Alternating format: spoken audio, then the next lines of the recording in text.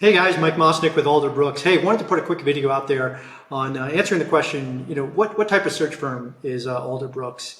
And I get asked this, all the time, and it's a great question. So I'll start by saying there's three different types of search firms typically. So there's contingent search firms, there's retained executive search firms, and then there's a third, which I call contained, which is where Alderbrooks fits into the equation. So contingent search firms, everyone is pretty aware of what these firms do.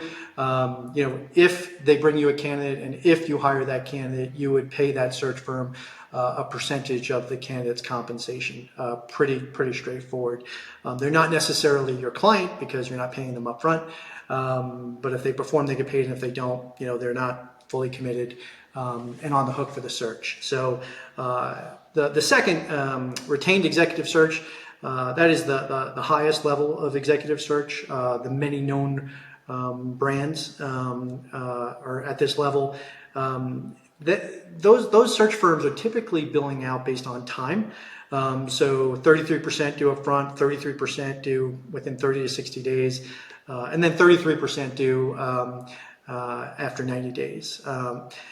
Unfortunately, I've talked to many CEOs who they did a retained executive search, and the search firm didn't perform, and they were expected to pay the full fee for that search, and they'll never use those search firms again.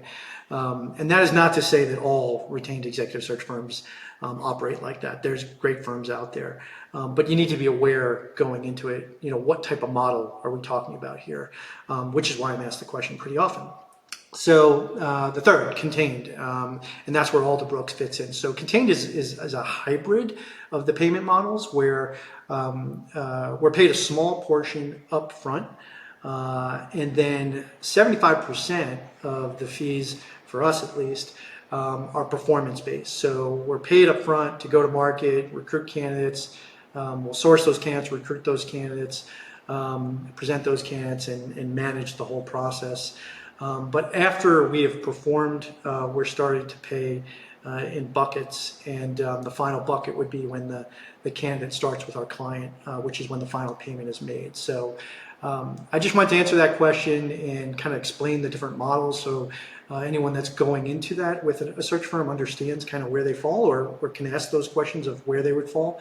But if you have any questions, please feel free to reach out to me anytime. I'm here on LinkedIn and easy to get in touch with. Thanks so much. Have a great weekend ahead.